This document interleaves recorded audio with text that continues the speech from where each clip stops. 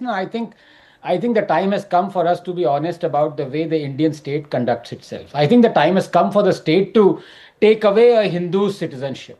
I think that will be the right thing to do. As it is, we are being constitutionally, legally, socially, educationally discriminated against. So why keep up with this pretense that we are equal citizens in this country? We can't approach the courts to reclaim our temples. Our temples are under government control. We are refugees in our own land. Our schools are forced to provide reservations. Our mass murderers are being felicitated and celebrated. Our festivals and way of life is being regulated and adjudicated upon. So why keep this pretense? गर्व से कहो हमारे तुम्हारे साथ discriminate करना चाहते हैं. And as far as Rohingyas are concerned, I have no objections to legal refugees being provided basic facilities for a limited period.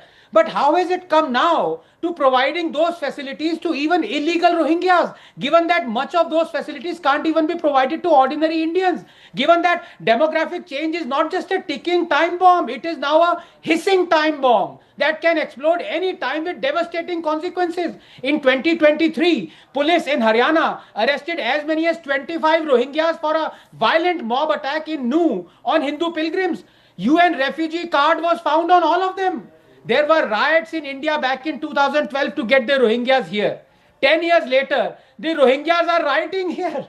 Besides, Rahul, number of Rohingya refugees currently living in USA 5,000, Europe 3,000, Jordan 1,300, Indonesia 1,200, Canada 1,100, Japan 560, Qatar 20, India 40,000. Qatar, an Islamic republic, has taken 20 Rohingyas.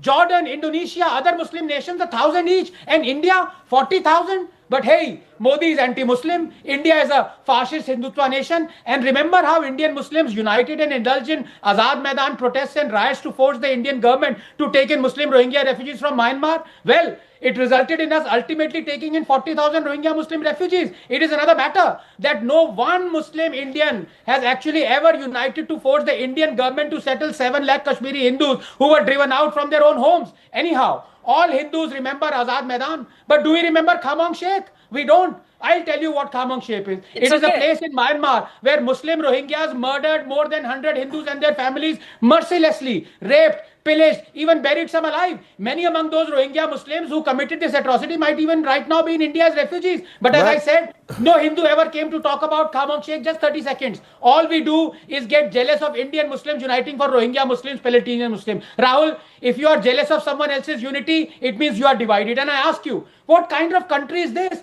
where Kashmiri Hindus are forced to refuge in their own land, where one can settle 40,000 Rohingya Muslims in India, 6,000 in Jammu and Kashmir, but not 7 lakh Kashmiri Hindus in Jammu and Kashmir, the land's original inhabitants? Enough.